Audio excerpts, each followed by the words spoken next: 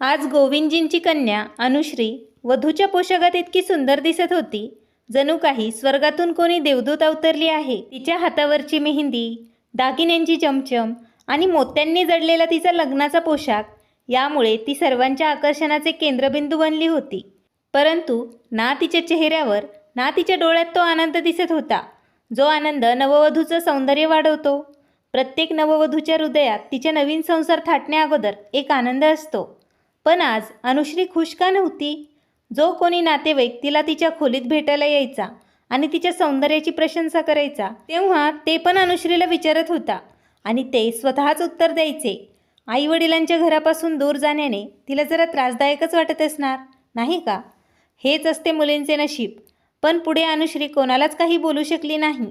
जेव्हा सर्व नातेवाईक तिच्या खोलीतून बाहेर पडले, तेव्हा अनुश्री शून्यात बघत विचार करत होती. माझ्या भावी आयुष्याची मी किती स्वप्न पाहिली होती, परंतु कोणाला माहीत होतं, प्रत्यक्षात काहीतरी वेगळंच होणार होतं. कोणास ठाऊक. त्या क्षणी तिची धाकटी बहीण नुपूर आली. अनुश्री दीदी, तू का रडतेस? बघ, तुझे डोळे पूर्ण सुजले आहेत. हे बघ दीदी, मला वाटतं की तू या लग्नामुळे खुश नाहीस. अजून वेळ आहे. तुला लग्न करायचं नसेल तर आईबाबांना स्पष्ट का सांगत नाहीस? मला माहीत आहे तू तोंडाने काहीही बोलणार नाहीस, परंतु तरीही तुझ्या हृदयात रोहनबद्दल प्रेम आहे.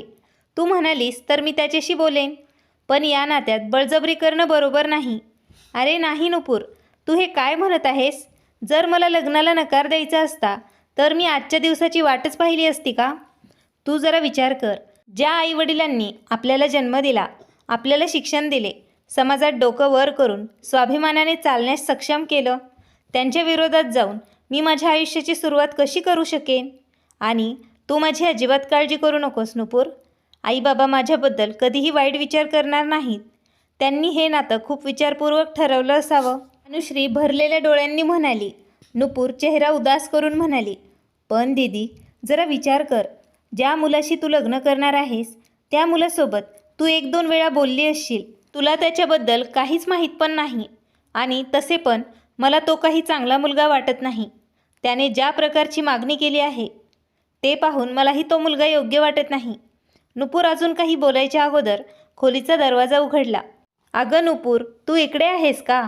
मी तुला किती वेळापासून बाहेरच शोधत होते. पटकन ही चावी घे आणि स्टोअर रूममधून मिठाईचे बॉक्स बाहेर काढ. खोलीत आल्यावर अनुश्री आणि नुपूरची आई विमलाजी म्हणाल्या. नुपूर बोलता बोलता गप्प झाली, परंतु अनुश्री तिचं बोलणं ऐकून स्तब्ध झाली आणि प्रश्नार्थक नजरेने नुपूरकडे पाहू लागली. अनुश्री म्हणाली, बाबांनी मला सांगितलं होतं, मुलाकडचे हुंडा न घेता माझ्याशी लग्न करणार आहेत. ती काळजीत पडली होती. शेवटी अशी काय मागणी केली होती त्या मुलाकडच्या लोकांनी? विमलाजींकडून चाव्या घेऊन नुपूर मिठाईचे डबे घ्यायला गेली. तेव्हा अनुश्री म्हणाली, आई, मला बाबांना भेटायचं आहे.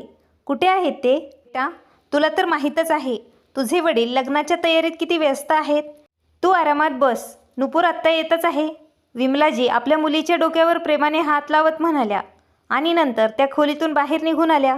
पण अनुश्रीच्या मनाला शांतीच नव्हती. रोहनच्या आठवणी मनातून काढून टाकण्याचा आतोनात प्रयत्न करून तिने या लग्नासाठी किती मेहनत घेतली होती हे फक्त तिलाच माहीत होतं. रोहन हा मध्यमवर्गीय कुटुंबातील समजूतदार आणि सेटल मुलगा होता. रोहनसोबत अनुश्रीची भेट तेव्हा झाली जेव्हा ती कॉलेजमध्ये LLB साठी गेली होती. कॉलेजचा पहिला दिवस होता. तिची स्कूटर पार्क करून अनुश्री जेव्हा पार्किंग एरियातून बाहेर पडू लागली, त्याचवेळी सिनियर विद्यार्थी हर्ष आणि त्याच्या मित्रांनी फ्रेशर्स रँकिंगच्या नावाखाली अनुश्रीला घेरलं. एकटी उभी असताना अनुश्रीचे डोळे भरून आले. काय करावं तिला काही समजत नव्हतं. तेव्हाच रोहन, जो हर्षचा वर्गमित्र होता, त्याचं लक्ष भीतीने घाबरलेल्या अनुश्रीकडे गेलं. अरे, थोडी तरी लाज बाळगा. जर तुम्ही मुलींचा आदर करू शकत नसाल तर किमान त्यांना त्रास तरी देऊ नका. तुम्ही इथे शिकायला आलात की मुलींना त्रास देण्यासाठी? रोहन रागाने म्हणाला. तेव्हा हर्ष म्हणाला, हे आमचे मॅटर आहे, तुला यात पडायची काही गरज नाही. अच्छा, मी तुझ्या सर्व गैरकृत्यांबद्दल आत्ता प्रिन्सिपल सरांना सांगेन. रोहनचे हे वक्तव्य ऐकून हर्षच्या चेहऱ्यावर अस्वस्थ भाव उमटले आणि रोहनने अनुश्रीचा हात धरून तिला तिथून दूर नेले. अनुश्रीने त्याचे आभार व्यक्त केले. रोहनच्या स्वभावाने ती खूप प्रभावित झाली होती. त्याच्या मनात मुलींबद्दल आदराची भावना होती आणि अनुश्रीला हे खूप आवडलं होतं. अनुश्री कॉलेजमध्ये अनेकदा रोहनला भेटायची. थोड्याच दिवसात दोघेही चांगले मित्र बनले आणि या मैत्रीचे रूपांतर कधी प्रेमात झाले ते कळलेही नाही. इकडे अनुश्रीचे आईवडील अनुश्रीच्या लग्नाचाच विचार करू लागले. तेव्हा एके दिवशी अनुश्रीने त्यांना रोहनबद्दल सांगितले. पण जेव्हा त्यांना समजले रोहनची कास्ट त्यांच्यापेक्षा वेगळी आहे हे जाणून घेऊन रमाकांतजींनी या नात्याला स्पष्ट नकार दिला. इकडे जेव्हा रोहनने त्याच्या आईवडिलांना अनुश्रीबद्दल सांगितले आणि तिचा फोटोही दाखवला तेव्हा ते तिला त्यांची सून बनवण्यासाठी लगेच तयार झाले. परंतु आंतरजातीय विवाहासाठी अनुश्रीचे वडील अजिबात तयार होत नव्हते. हे कळताच अनुश्रीच्या पायाखालची जमीनच सरकली. तिने खूप विनवणी केली आणि सांगितलं की तिला रोहनपेक्षा चांगला मुलगा कधीही मिळणार नाही, ज्याला वडीलधाऱ्या माणसांचा आदर कसा करायचा आणि मुलींचा आदर कसा करायचा हे माहीत आहे आणि सर्वात महत्त्वाचं तो तिच्यावर खूप प्रेम करतो. पण रमाकांतजींनी अनुश्रीचे म्हणणे काही मान्य केले नाही. त्याचवेळी त्यांनी अनुश्रीला असेही सांगितले की आजपासून ती रोहनला कधीही भेटणार नाही, तेच तिच्यासाठी चांगलं असेल. घाईघाईत त्यांनी अनुश्रीचं लग्न दुसरीकडे ठरवलं. त्या लोकांची पूर्ण माहिती न घेता त्यांना तर हेच जाणून आनंद झाला होता की तो मुलगा एक सरकारी कर्मचारी आहे जो आपल्या मुलीची खूप चांगली काळजी घेईल. याशिवाय त्यांनी दुसरे काही जाणून घेण्याचा प्रयत्नही केला नाही. अनुश्रीचे हृदय जवळजवळ तुटले होते. मनात ती स्वतःला रोहनची अपराधी समजत होती, पण ती तिच्या वडिलांच्या निर्णयाविरुद्ध जाऊ शकली नाही. म्हणून तिच्या वडिलांनी निवडलेल्या मुलासोबत ती मूकपणे लग्न करायला तयार झाली होती. त्यानंतर अनुश्रीने कॉलेजला जाणे देखील बंद केले, कारण आता तिच्यात रोहनसमोर जाण्याची हिंमतच नव्हती. आता ती घरीच अभ्यास करत होती. पण लग्न निश्चित होण्याअगोदर ती शेवटच्या वेळी कॉलेजला गेली होती, जेणेकरून तिला रोहनची माफी मागता येईल. पण त्याला समोर बघून त्याच्याशी बोलणं तर सोडाच, तिला त्याच्या डोळ्यात पाहणे पण जमत नव्हतं. नंतर रोहन म्हणाला, तू ठीक आहेस ना अनुश्री? मला माफ कर रोहन. एवढं बोलून अनुश्रीचे डोळे पुन्हा भरून आले. नंतर रोहन म्हणाला, अनुश्री, तुला माफी मागायची काही गरज नाही. तू तुझ्या वडिलांना समजावण्याचा खूप प्रयत्न केलास, पण काही हरकत नाही. मी नेहमीच तुझा मित्र होतो आणि भविष्यातही तुझा मित्रच राहील. तुला माझी कधीही गरज भासली तर मला नेहमी लक्षात ठेव. हा मित्र सदैव तुझ्यासोबत असेल. जुन्या आठवणींमध्ये हरवलेली अनुश्री अचानक वर्तमानात आली. तिची चुलत बहीण तिच्या खोलीत आली. अहो, नवरीची मेहंदी किती सुंदर काढली आहे बघा. अनुश्री, तुला तुझ्या पतीचे खूप प्रेम मिळेल असे वाटत आहे, असं म्हणत सर्वजण तिला चिडवू लागले. पण अनुश्रीचे मन दुसरीकडे कुठेतरी भरकटले होते. मी आत्ता आले असं म्हणत ती खोलीतून बाहेर आली आणि ती तिच्या वडिलांना शोधू लागली. पण ती जरा पुढे सरकताच अचानक तिच्या वडिलांचा आवाज तिच्या कानांवर पडला. समधनजी, हे बघा, समजून घेण्याचा प्रयत्न करा. तुमच्या विनंतीनुसार आम्ही संपूर्ण कुटुंबासाठी कपडे, दागिने आणि 10 लाख रोख रकमेची व्यवस्था केली आहे. पाहुण्यांसाठी छान भेटवस्तूंचीही व्यवस्था करण्यात आली आहे. आता तुम्हाला तर माहीतच आहे, लग्नात इतर खर्चही कमी नसतात. मी आमच्या क्षमतेपेक्षा जास्त व्यवस्था केली आहे. आता तुम्ही 15 लाख रुपयांच्या कारची व्यवस्था करण्यास आम्हाला सांगत आहात. इतक्या कमी वेळात एवढ्या पैशांची व्यवस्था कशी होणार? असं म्हणत रमाकांतजी काळजीत सोफ्यावरती बसले. काय म्हणाले होते? विमलाजींनी विचारल्यावर रमाकांतजी म्हणाले, ते म्हणत आहेत, आम्ही आमची इच्छा व्यक्त केली आहे. बाकी तुम्ही तर समजदार आहातच ना. एवढं बोलून त्यांनी कॉल कट केला आहे. विमला, आता एवढ्या कमी वेळात आपण एवढ्या जास्त पैशांची जुळवाजुळव कशी करणार आहोत? हे सांगताना रमाकांतजींचा आवाज खूप खचून गेला होता. त्याचवेळी समोर उभी असलेली अनुश्रीकडे पाहून रमाकांतजी आश्चर्यचकित झाले. का बाबा, का? या सगळ्या गोष्टी तुम्ही माझ्यापासून लपवल्या आहेत. तुम्ही त्यांना हुंडा म्हणून 10 लाख रुपये देत आहात. अनुश्री, तू इथे काय करतेस? तू तुझ्या खोलीत जा बरं, विमलाजी तिला म्हणाल्या. तेव्हा अनुश्री म्हणाली, पण आई, हे सर्व चुकीचं आहे ना. एकीकडे तुम्ही तुमच्या मुलीला इतरांना न्याय मिळवून देण्यासाठी कायद्याचं शिक्षण देत आहात आणि दुसरीकडे इतका मोठा अन्याय तुम्ही स्वतः सहन करत आहात. माझं घर उभारताना माझे आईवडील रस्त्यावर आले तर मी ते अजिबात सहन करणार नाही. नाही अनुश्री बेटी, तू काही काळजी करू नकोस, सर्व व्यवस्था केली जाईल. रमाकांतजींनी हे सांगितल्यावर अनुश्री म्हणाली, बाबा, व्यवस्था होईल की नाही मुळात हा मुद्दाच नाही. योग्य आणि अयोग्य काय आहे हा मुद्दा आहे आणि चुकीच्या गोष्टी सहन करणे हे माझ्या स्वभावात नाही. अगं अनुश्री बेटा, हुंडा ही जगाची प्रथा आहे आणि ती प्रत्येक मुलीच्या पालकांनी आजपर्यंत दिला आहे. तू याचा पण विचार कर.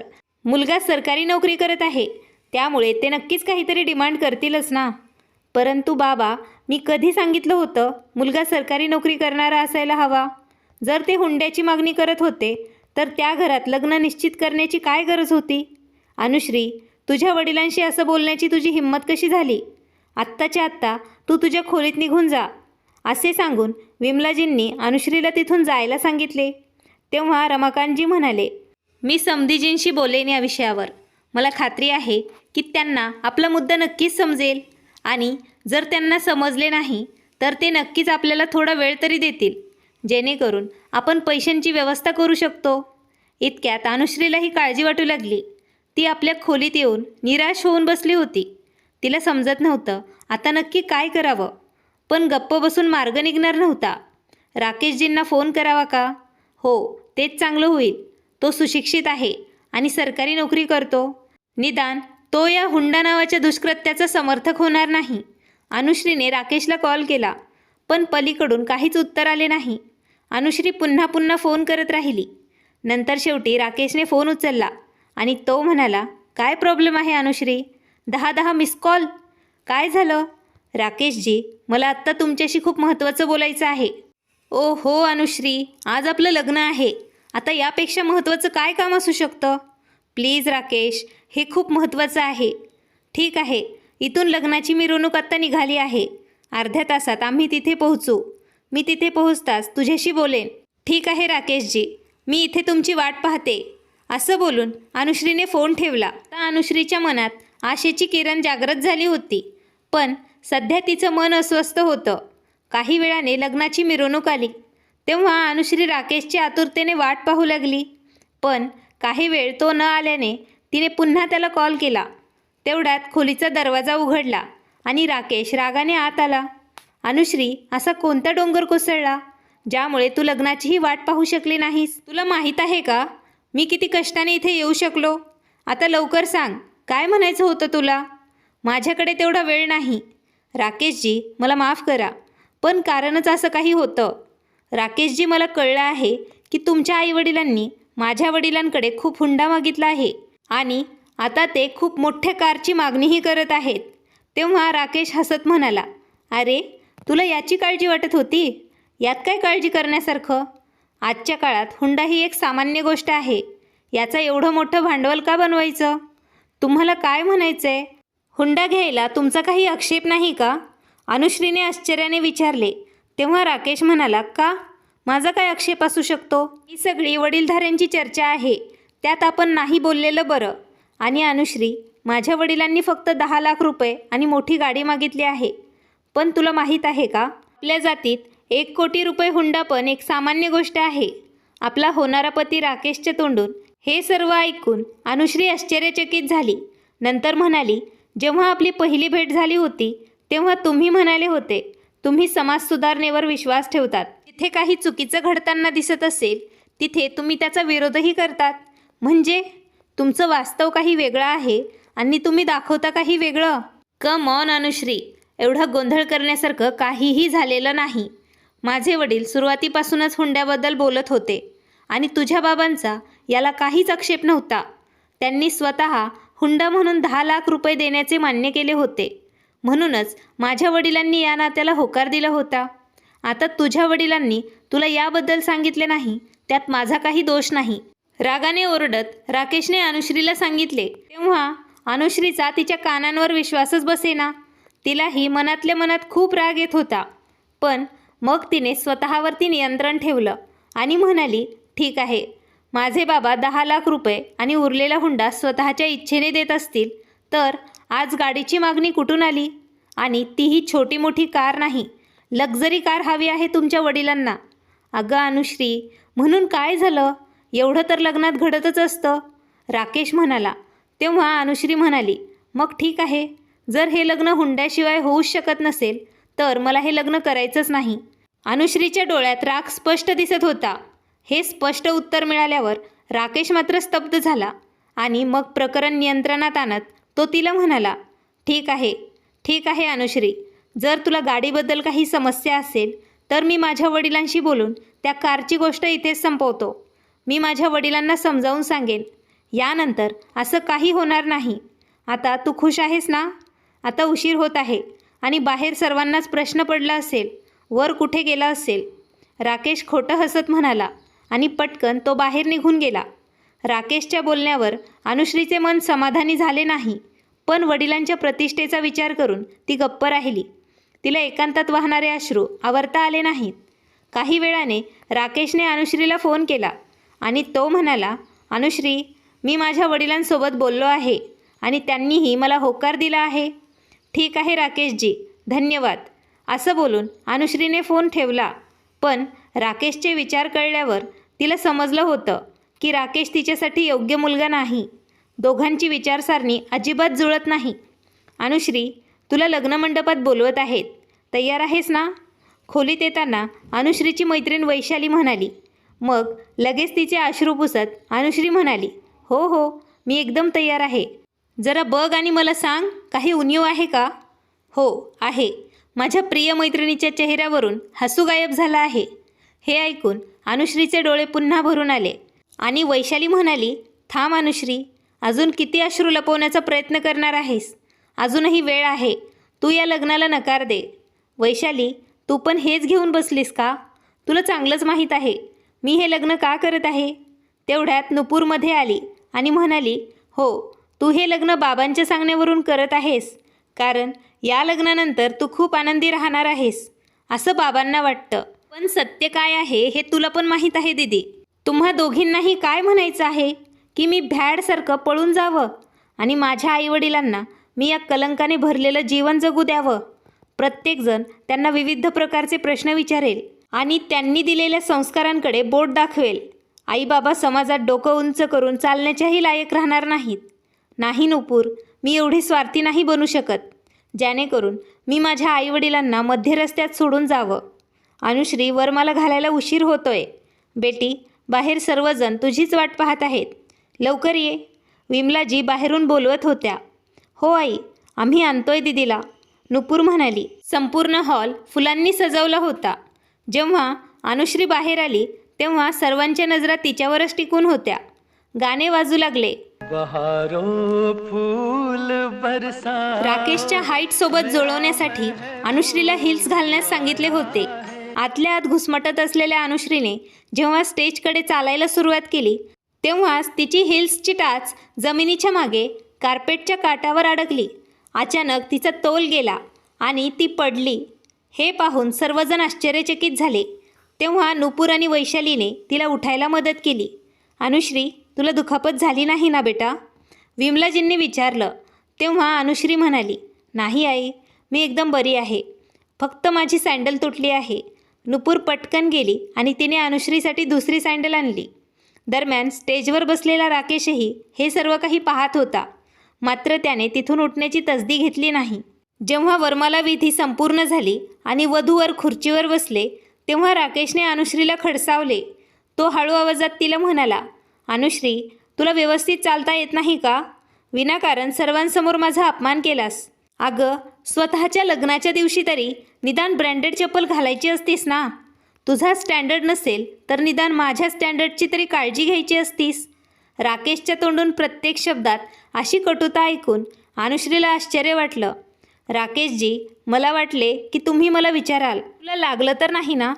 पण उलट तुम्ही माझ्यावर रागवत आहात का? अनुश्री मनात विचार करू लागली. पण राकेशला काही न बोलणे तिला योग्य वाटले होते. काही वेळानंतर सर्व पाहुणे एक एक करून स्टेजवर आले आणि वधूवरांना आशीर्वाद देऊ लागले. आशीर्वाद सोहळा आटपल्यानंतर एकीकडे पाहुणे जेवण करू लागले, दुसरीकडे संगीत जोरात सुरू झाले आणि राकेशचे मित्र डीजेवर नाचू लागले. काही वेळाने त्यांनी राकेशलाही नाचायला नेलं. इथे अनुश्रीलाही तिच्या मैत्रिणींनी त्यांच्या जवळ बसवलं होतं. फेरे घेण्यासाठी अजून बराच वेळ बाकी होता. अनुश्रीच्या मैत्रिणी तिचा मूड चांगला करण्यासाठी तिची थट्टा करत होत्या, पण राकेशचे ते टोकदार शब्द तिला आतून दुखावत होते. मग ती मनातच म्हणाली, एका बाजूला रोहन होता, जो माझ्या डोळ्यातला एक अश्रूही पाहू शकत नव्हता, आणि दुसऱ्या बाजूला हा होणारा वर होता. आपल्या भावी पत्नीच्या समस्यांपेक्षा त्याला त्याच्या दर्जाचीच जास्त काळजी आहे. हे तिथे उपस्थित नसल्याचं अनुश्रीच्या लक्षात आलं. अनुश्री पण आता बसून बसून खूप बोर झाली होती. म्हणून विमलाजींनी तिला तिच्या खोलीत जाऊन थोडा वेळ आराम करण्यास सांगितले होते.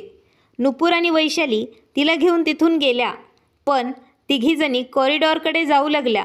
तेवढ्यात त्यांना काही आवाज ऐकू आले. तो राकेश होता. मजा आली यार, पार्टी अप्रतिम होती. पण मित्रा, सध्या तू हे प्रकरण खूप छान हाताळलं आहेस. उशिरा का होईना संपूर्ण सत्य अनुश्री वहिनींसमोर येईलच. मग काय होईल मित्रा? एकदा लग्न झाल्यानंतर काय होणार आहे? लग्न होईपर्यंत मला हे कसं तरी सांभाळायचं आहे, हे मला अगोदरच माहीत होतं. अनुश्री हुंड्याच्या विरोधात आहे आणि जर मी आता हे प्रकरण हाताळले नसते तर तिने माझ्याशी लग्न करण्यास नकार दिला असता आणि तसे झाले असते तर माझा आणि माझ्या कुटुंबाचा किती अपमान झाला असता. मी थेट माझ्या सासऱ्यांजवळ गेलो आणि त्यांना सांगितलं जे त्यांच्या प्रिय मुलीने मला सांगितलं होतं. मग काय, त्याबद्दल त्यांनी माझी माफीही मागितली आणि आजपर्यंत जे हुंडा म्हणून गाडी द्यायला ते नाखुश होते, आता ते ती गाडीही द्यायला तयार झाले आहेत. अनुश्रीला या व्यवहाराबाबत काहीही कळणार नाही इतकेच. अच्छा, याचा अर्थ असा वहिनीलाही कळलं नाही आणि तुला पूर्ण हुंडा पण मिळाला. तसे हुंडा घेणे देखील आवश्यकच आहे. शेवटी माझ्या मित्राला सरकारी नोकरी आहे. ही काही लहान गोष्ट नाही. तुला तर कोणतेही चांगले नाते सापडले असते. मित्राने विचारल्यावर राकेश म्हणाला, हो, खूप नाती मला मिळाली असती. हुंडा पण खूप मिळाला असता. पण अनुश्रीसारखी सुंदर आणि शिकलेली मुलगी मिळणं सोपं नव्हतं आणि मला अशिक्षित किंवा कमी सुंदर मुलीशी लग्न करायचंच नव्हतं. मला फक्त सुंदर दिसणारी मुलगी हवी होती. लग्नानंतर तिचं डोकं कसं जागेवर आणायचं ते मी पाहतो. राकेशचं बोलणं ऐकून अनुश्रीचा तिच्या कानांवर विश्वासच बसेना. नंतर त्याचा मित्र म्हणाला, पण राकेश, तू वहिनींचे बोलणं शांतपणे कसं काय ऐकलेस? असं होऊ नये की आमचा मित्र दबंग राकेश त्याच्या पत्नीसमोर भिगी बिल्लीसारखं दबून राहील.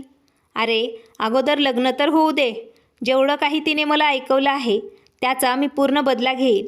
सर्वप्रथम मी तिला तिची कायद्याची प्रॅक्टिस सोडण्यास सांगेन, कारण त्याच भरोशावर तिची जीभ खूप चरचर करत आहे. लग्नानंतर मी त्या पप्पाच्या परीचे पंख कट करून तिच्या जिभेला कुलूप लावेल. नाहीतर माझे नावही राकेश नाही. हे सर्व ऐकून अनुश्री स्तब्धच राहिली. नुपूर आणि वैशालीच्या आश्चर्यालाही सीमाच नव्हती. यापेक्षा जास्त अनुश्रीला काही ऐकवलं नाही.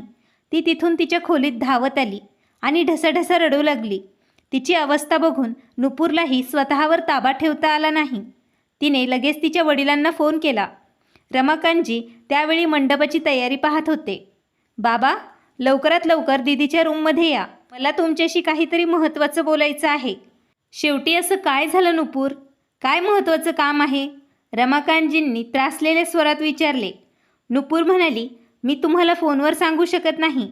म्हणून रमाकांतजी सर्व तयारी सोडून अनुश्रीच्या खोलीत निघून आले. तेव्हा अनुश्रीचे मामा आणि विमलाजी तिच्या मागे मागे आल्या. आत रूममध्ये येताच नुपूर त्यांना म्हणाली, बाबा, शेवटी कोणत्या जन्माचा बदला घेत आहात तुम्ही दीदीकडून, ज्यामुळे दीदीचं लग्न अशा घरात करत आहात? नुपूर, ही काय पद्धत झाली तुझ्यापेक्षा मोठ्यांशी असं बोलतात का? विमलाजी तिला म्हणाल्या. तेव्हा नुपूर म्हणाली, आई, माझ्या बहिणीचं संपूर्ण आयुष्य पणाला लागलं आहे. मला सध्या तर हेच योग्य वाटतंय. तू माझ्या बहिणीकडे एकदा बघ, काय अवस्था झाली आहे तिची. अनुश्री बेटा, काय झालं? तू का रडत आहेस? अनुश्री बेटा, काय झालं आहे? रमाकांतजींनी तिला विचारले. परंतु अनुश्री काहीच बोलली नाही. तेव्हा रमाकांतजी म्हणाले, बेटी, राकेश खूप चांगला मुलगा आहे. तो तुला खूप आनंदी ठेवेल. तू काही काळजी करू नकोस. तेव्हा अनुश्रीचे मामा म्हणाले, अनुश्री बेटी, तुझे वडील बरोबर बोलत आहेत. सरकारी नोकरी असलेल्या मुलासोबत लग्न होणे नशिबात असायला हवं. अनुश्रीच्या मामांनी सांगितल्यावर अनुश्री त्यांना म्हणाली, नाही मामा, सरकारी नोकरी असलेला मुलगा नशिबाने मिळत नाही, पैशाने नक्की मिळतो. मुलींचे पालक त्यांची बोली लावतात. हो ना बाबा, मी बरोबर बोलत आहे का? पण बाबा, मलाही समजून घ्या. जे न मागता दिले जाते त्याला दान म्हणतात. जर समोरून मागून काही घेतलं जातं तर त्याला भीक म्हणून संबोधलं जातं आणि मागणारे भिकारी असतात. तुम्हीच विचार करा, तुम्ही तुमच्या मुलीला कोणाच्या घरी पाठवत आहात? तेव्हा अनुश्रीचे मामा म्हणाले, अनुश्री बेटी, तू बरोबर बोलत आहेस. पण आता तुझ्या लग्नाची मिरवणूक परत गेली तर तुझ्या आईवडिलांची इज्जत मातीत मिसळून जाईल. नंतर अनुश्रीने वर नजर करत तिच्या आईवडिलांकडे पाहिलं. दोघांच्याही चेहऱ्यावर चिंता आणि भीतीचे भाव दिसत होते. जेव्हा ते दोघेही काहीच बोलले नाहीत तेव्हा अनुश्री म्हणाली, ठीक आहे, माझ्या आईवडिलांच्या सन्मानासाठी मी माझ्या आनंदाचा त्याग सहज करू शकते. मला थोडा वेळ एकटं सोडा. अनुश्रीच्या सांगण्यावरून सर्वजण तिथून बाहेर निघून आले आणि एकटीच अनुश्री रूममध्ये ढसाढसा रडू लागली. आज तिचे आईवडील जे तिच्यावर जीवापाड प्रेम करायचे, आज त्यांना तिचं म्हणणं काय आहे ते समजतच नव्हतं. जवळजवळ 1 तास निघून गेला आणि लग्नाची वेळ जवळ आली होती. पण वारंवार रडल्यामुळे अनुश्रीचा चेहरा पूर्ण विद्रूप झाला होता. वैशालीने तिला पुन्हा तयार केलं आणि तिच्या पालकांच्या विनंतीनुसार अनुश्रीला फेऱ्यांसाठी मंडपामध्ये आणले. पण अनुश्रीच्या चेहऱ्यावर काही भावच दिसत नव्हते. तिला जे काही करायला सांगितले जात होते ते ती कठपुतलीसारखं करत होती. फेरे झाल्यानंतर रमाकांतजींनी अनुश्रीचे कन्यादान केले आणि तिचा हात वराच्या हातात दिला. लग्न पार पडलं आणि सोबतच अनुश्रीच्या उरलेल्या आशाही संपल्या होत्या. पण जेव्हा निरोपाची वेळ आली तेव्हा राकेशचे वडील म्हणाले, एवढी काय घाई झाली आहे तुम्हाला तुमच्या मुलीला निरोप देण्याची? अगोदर हुंड्याच्या वस्तू तपासल्या पाहिजेत. तेव्हा रमाकांतजी म्हणाले, पण समधीजी, या सर्व गोष्टींबद्दल आपण नंतरही बोलू शकतो. आता निरोपाचा विधी तर पूर्ण होऊ द्या. नंतर राकेशचे वडील मोठ्या आवाजात म्हणाले, अहो रमाकांतजी, अजूनही आमच्याकडे 10 लाख रुपये रोख आलेले नाहीत ना, आम्हाला कुठेही हुंड्यात दिलेली गाडी दिसत नाही. अशा परिस्थितीत तुमच्या मुलीच्या निरोपाचा विधी पूर्ण करण्याचा प्रश्नच येत नाही. चल बेटा राकेश, हे लोक काही द्यायला तयार नसतील तर वधू न घेताच लग्नाची मिरवणूक आता परत निघून जाईल. पण राकेशचे वडील म्हणाले. तेव्हा राकेश जागेवरचा हल्लाच नाही. त्याऐवजी त्याने अनुश्रीचा हात घट्ट पकडला. राकेश, तू ऐकलं नाहीस का मी काय म्हणालो? का लग्न होतास तू जोरूचा गुलाम झाला आहेस? या मुलीला सोड. जोपर्यंत हुंडा आपल्या हातात येत नाही तोपर्यंत आपण तिला आपल्या घरी नेणार नाहीत. राकेश, तू येत आहेस की नाही? त्याचे वडील कर्कश आवाजात म्हणाले. तेव्हा अनुश्रीचे मामा म्हणाले, राकेश तुमच्यासोबत नक्कीच जाईल. असं म्हणत ते आत रूममध्ये गेले आणि राकेशला घेऊन आले. राकेशला पाहून सर्वजण थक्क झाले. राकेश सर्वांसमोर बनियान आणि अंडरवेअर घालून उभा होता. हे सर्व बघून अनुश्री मात्र थक्क झाली. राकेश माझ्यासमोर उभा आहे तर मी कोणाशी लग्न केलं आहे असा विचार करून जेव्हा अनुश्रीने वराच्या चेहऱ्यावरचा चेहरा काढून टाकला तेव्हा त्याला पाहताच तिचे डोळे विस्फारले. ती पाहते ते खरं आहे की स्वप्न आहे याची तिला खात्री होत नव्हती. ती फक्त आनंद आणि आश्चर्याच्या संमिश्र भावनांनी त्याच्याकडे पाहतच राहिली. कारण तिच्यासमोर दुसरं कोणी नसून रोहन उभा होता. राकेश, तू आत काय करत होतास आणि तेही अशा अवस्थेत? राकेशचे वडील त्याला रागात म्हणाले. राकेश म्हणाला, पप्पा, आपली फसवणूक झाली आहे. आपल्यासोबत खूप मोठा विश्वासघात केला आहे. मी काही वेळापूर्वी वॉशरूमला गेलो होतो तेव्हा मला कळत नाही की मला बेशुद्ध कसं केलं गेलं आणि जेव्हा मी शुद्धीवर आलो तेव्हा मी स्वतःला अशा अवस्थेत स्टोअर रूममध्ये बंद केलेलं पाहिलं. हे सर्व काय आहे रमाकांतजी? मला या कृत्याची उत्तरं हवी आहेत. राकेशच्या वडिलांनी विचारल्यावर रमाकांतजी म्हणाले, हो, नक्कीच उत्तर मिळेल तुम्हाला. नुपूर बेटी, त्यांना त्यांच्या मुलाचे विचार ऐकव एकदा. हो बाबा, असं म्हणत नुपूरने रेकॉर्डिंग वाजवलं. जेव्हा तिथे उपस्थित सर्व लोकांनी राकेश आणि त्याच्या मित्रांमध्ये घडलेल्या सर्व गोष्टी ऐकल्या तेव्हा ते सर्वजण हादरले आणि हे रेकॉर्डिंग ऐकून राकेश आणि त्याच्या पालकांना असे वाटले की कापले तरी रक्त येणार नाही. खरं तर जेव्हा राकेश हे सर्व काही त्याच्या मित्रांना सांगत होता तेव्हा नुपूरने तिच्या मोबाईलचं रेकॉर्डिंग चालू केलं होतं. अनुश्रीचे मामा म्हणाले, तुम्ही आता इथून निघणार आहात का धक्के देऊन बाहेर काढावं लागेल तुम्हाला? तेव्हा राकेश अनुश्रीकडे पाहत म्हणाला, मला तर अगोदरच माहीत झालं होतं तुझा हेतू वेगळा होता. तुझ्या या प्रियकराशी लग्न करण्यासाठी तू माझ्या विरुद्ध कट रचलास. मी तुला आता सोडणार नाही. तेव्हा रोहन रागाने म्हणाला, जर तू माझ्या पत्नीविरुद्ध अजून एकही शब्द बोललास तर मी तुझी अशी अवस्था करेल की तुला काहीच बोलता येणार नाही. अहो जिजाजी, तुम्ही कशाला त्रास करून घेतात? मी पोलिसांना बोलवते.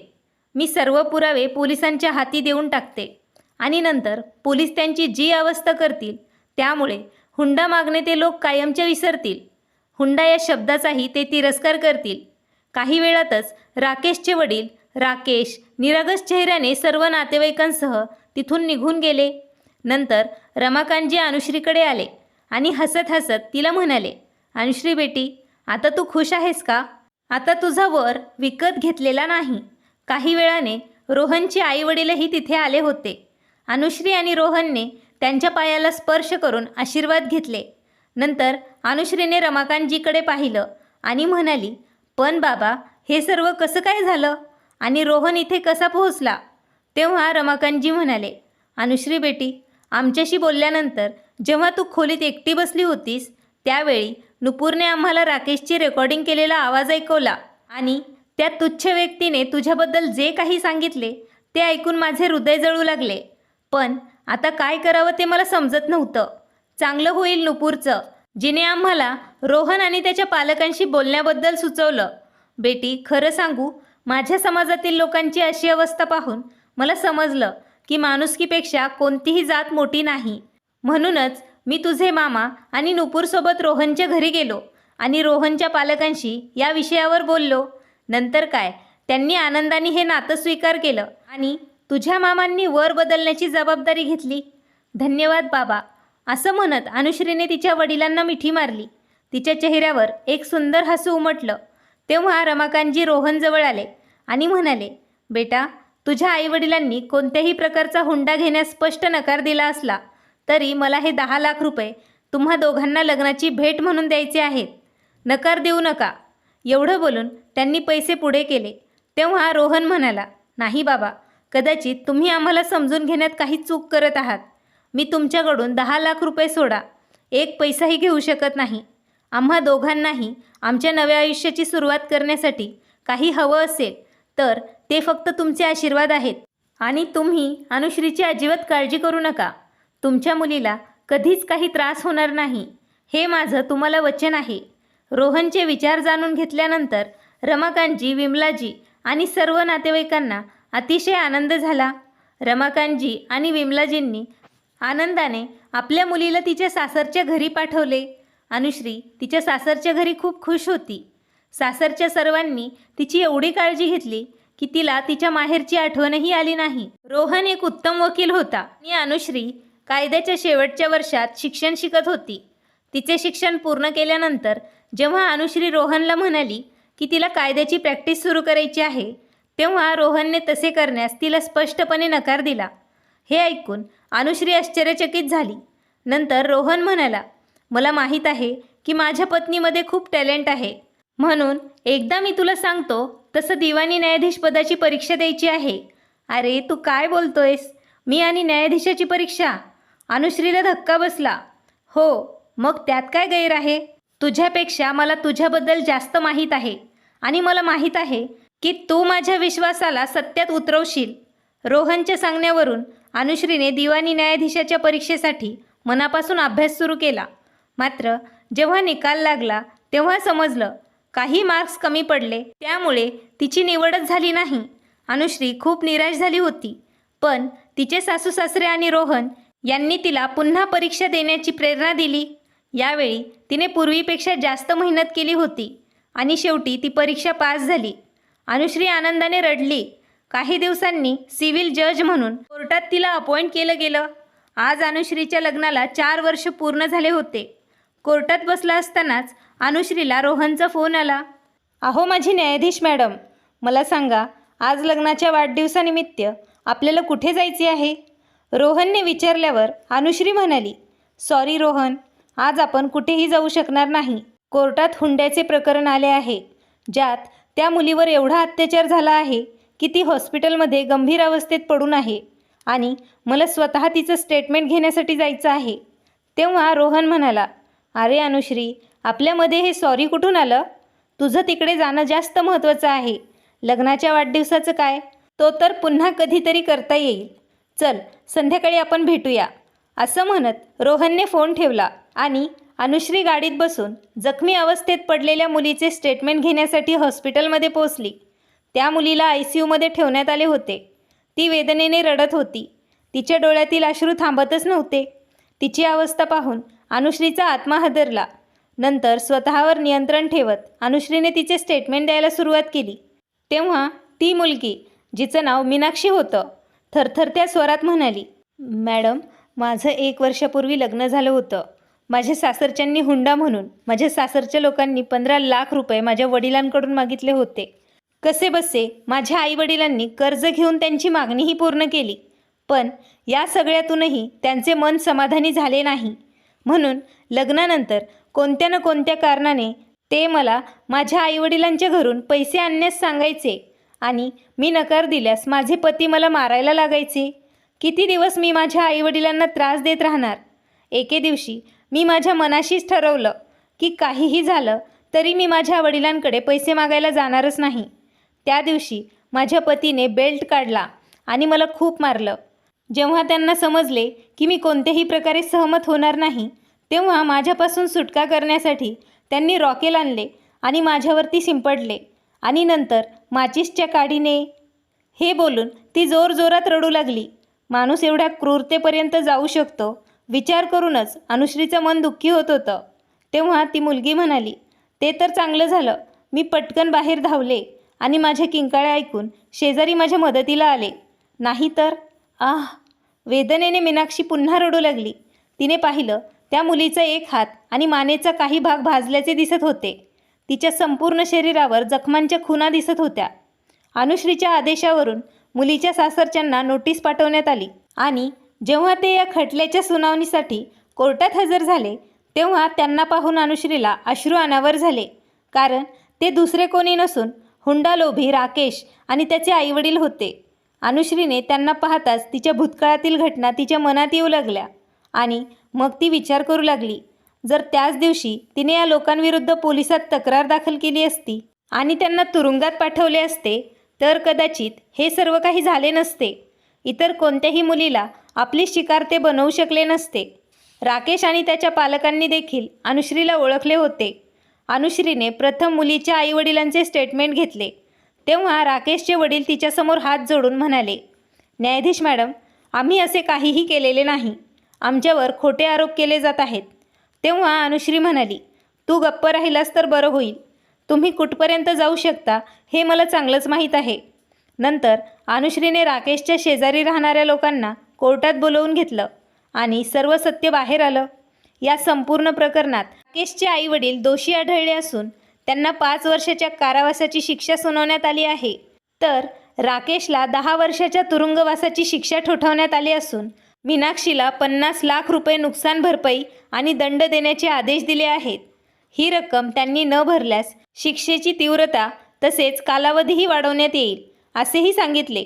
तेव्हा राकेशचे वडील विनवणी करू लागले, अनुश्री बेटी, आमच्यावर दया कर. आमचं आयुष्य उद्ध्वस्त होईल. आम्ही कुठेही तोंड दाखवू शकणार नाहीत. पण तिने त्यांचं काही ऐकलं नाही. आज राकेश आणि त्याचे आईवडील आपल्या गुन्ह्याची शिक्षा तुरुंगात भोगत आहेत आणि प्रत्येक क्षणाला आपल्या कृत्याचा पश्चाताप करत आहेत. मित्रांनो, तुम्हाला आजची कथा कशी वाटली ते तुम्ही लाईक आणि कमेंट करून नक्की कळवा. आणि नवीन असाल तर चॅनल सबस्क्राईब करा. धन्यवाद.